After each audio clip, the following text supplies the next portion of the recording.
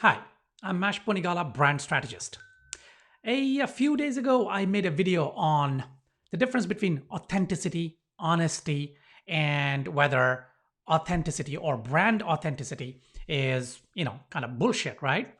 So following on that from that, I wanted to talk about an interesting kind of case study, a marketing mistake made by Pepsi that was, of course, with good intentions in terms of authenticity, but to gain market share away from Coke, what they did, and it was a $32 billion worth of a mistake, right?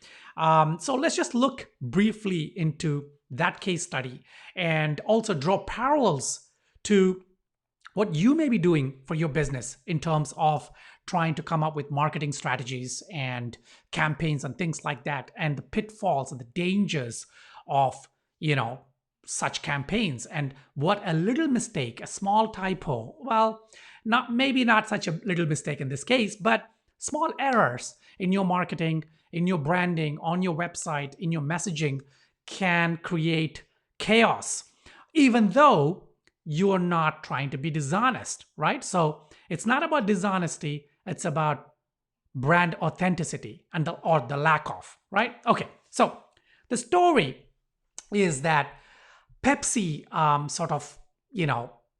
wanted to enter the Philippines market, not enter, but rather take a huge chunk from Coca-Cola, and people were not really drinking Pepsi. And so what Pepsi ended up doing was come up with a campaign where they were giving away cash rewards, right? Cash awards. And their campaign was that you would have about $2 million set aside for this campaign. Bottles would have, the caps of the bottles would have some kind of a number, and a few lucky winners would get cash prizes. And a couple of those would get like $40,000, and a lot of them would get smaller cash prizes.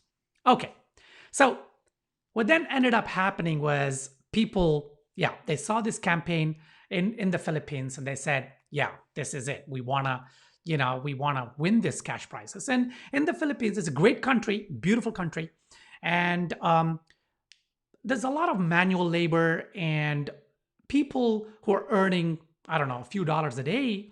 Um, for them, $40,000 as cash prize is fantastic, right? So they could buy a house, maybe they could even set themselves up for life if carefully planned. So a lot of people went to buy Pepsi, so away from Coke, to the supermarkets or whatever. And so then the day came for the draw, and the numbers were being read, and a whole ton of people were up in joy because they had won the $40,000. A whole bunch of people, a lot of them won the $40,000, and they were celebrating and blah blah blah. So what really happened was that Pepsi had this kind of packager, right? Bottler, a vendor in the Philippines. And they specifically told this bottler not to print this number. Let's see what the number was. I think it was 349. Let me see. Yeah, 349, right? So they, let me show you this article. This is where I read this, and this is beautiful. This is on Medium. Pepsi's 32 billion typo caused deadly riots. And so it's 349. And look at this. This is where a computer glitch with one of Pepsi's vendors caused them to manufacture 800,000 bottles with the number 349 on the bottle cap. Okay, so that's 800,000 bottles with the number 349, and the winning number for the $40,000 was 349. Now, Pepsi specifically told these guys, this vendor, not to print that number on any of the bottles. They would print that number separately in the United States, 2 bottles, and then they would ship those 2 bottles to Philippines, and then they were randomly sort of distributed, I don't know, somewhere, and then that way you would have 2 lucky winners. But this company went ahead and they manufactured 800,000 bottles with 349 in the bottle cap, right? So the number 349 was the $40,000 winning number. That means it's a $32 billion worth of winning caps. Okay, so $32 billion worth of winning caps. So Pepsi immediately was like, so there was lots of claims, right? So people were excited. There was 800,000 people excited that they had won $40,000 each. Of course, maybe they don't know each other, but there's this euphoria because it's a lot of money. And then Pepsi did a U-turn. They was like, oh, wow, hold on right there. This is a glitch, right? This is a mistake. And, they said, we cannot give you the 40,000, but we'll give you $18 for each person, which still comes to around $8.7 million against their original budget for this campaign of $2 million. But still, it's $8 million, but still they're trying to salvage $18 per person. Now, who is going to accept that, right? People thought, 800,000 people thought that they won 40,000. They celebrated, they called their relatives, and they planned, and people dreamt and imagined, right? So if you were earning a few dollars a day, you have a huge family, maybe you have debt, blah, blah, blah, and you realize that you won the lottery for $40,000. And then you were told, oh, sorry, no, hang on. We'll give you $18. So people became very angry and they started protesting. They protested in front of Pepsi. They protested on the streets. And then, of course, like anywhere else these days, as soon as there are protests, there's, police force coming in. There was rioting, there was looting, there was angry people. And, it was quite a debacle. So, actually, when I was reading this, I couldn't help but think this is such a big brand gaffe, right? And so when Pepsi, a brand like that, put out a campaign, the weakest link actually depended on a third party, a vendor. Now, how many of us are doing this?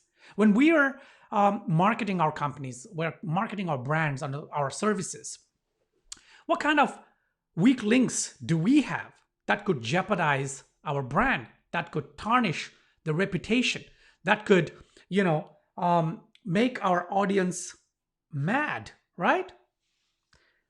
That is where the whole issue is when you depend on third parties. And the third parties could be within the company. So let's say you have a few employees and you have a social media, I don't know, kind of person.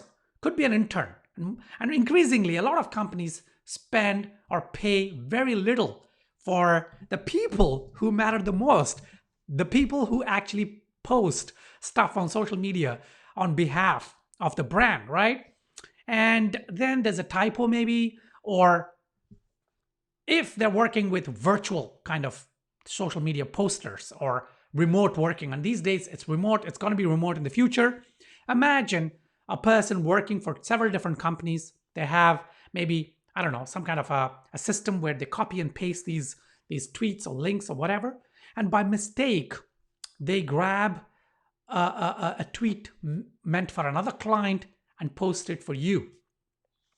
It could be very insensitive for your market. It could paint you as maybe, I don't know, racist, a racist company, or insensitive in some other way. And these days it's just gonna flare up. It's gonna really, really cause problems. So I think even though um, a brand may not want to be dishonest, like in this case, Pepsi did not want to be dishonest. They did not want to do that, but it is still a mistake. It is still an error. It is still a gaffe, something that can make people really angry. And look, I have nothing against companies or brands offering their opinions online. I mean, you don't have to be a doormat. You don't have to be afraid to offer your opinion about anything. It could be racism. It could be Me Too movement. It could be anything that people expect you to be politically correct. You don't need to be politically correct, right? As long as it is an opinion, because opinion is not anger. And I was reading this article the other day. I think it's I don't know. I'm going to link it below.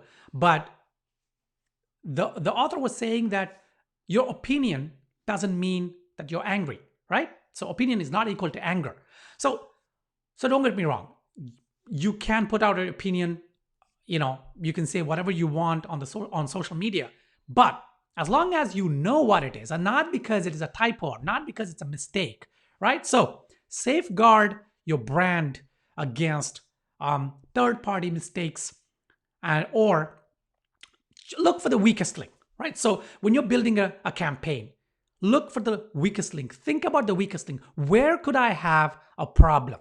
So I'm rolling out this launch. I'm rolling out this campaign for getting a market share, which is what Pepsi tried to do, right? And actually, when I was reading this, I couldn't help but think that did Coke have somebody inside on the vendor's side to print that, to make that mistake? Of course, hey, that's just my opinion, right? So it could be possibility, but I'm not saying they did it. That would be very funny, or would it, right? So you got to be really careful with your marketing campaigns. You got to be really careful with what you're putting out there. If it is intentional and you know exactly what you're doing and you stand behind your opinion, that's fine. But if it is something that is a mistake, then it's going to cost you. Okay, so $32 billion mistake. Of course, Pepsi got away with $8 million, but they had a lot of cases. I think there was something called the 349 Alliance Consumer Action Group. So there was a kind of a lawsuit and all that. So brand was tarnished. People were angry, but Pepsi, as Pepsi always, rebounds, comes back. And that's what's important for a brand. If something happens like that, you got to rebound, right? It's okay. Try and compensate your audience as much as you can. If you believe that, first of all, if you believe that it was a mistake on your end, and yet you want to compensate your audience because if you put yourself in their shoes, you might look bad to them. But it was a mistake. It could be a mistake because you posted something on social media which had a different context, right? It was something different. And yet, your audience might look at it from a different angle and say, oh, hang on, and then they question you. Now, when they question you, it doesn't mean that you got to bow down and say, yes, oh, no, you don't need to do that. You got to maintain your integrity, right? You got to, as a brand, you got your self-respect. As people, we got self-respect, right?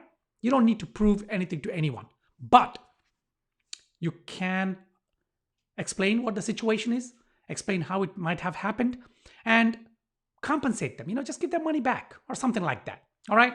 So anyway, that's all for today on this topic. Just be careful going forward, especially if you're working with third-party marketing companies, brands, remote workers, freelancers. Just make sure that you double check everything.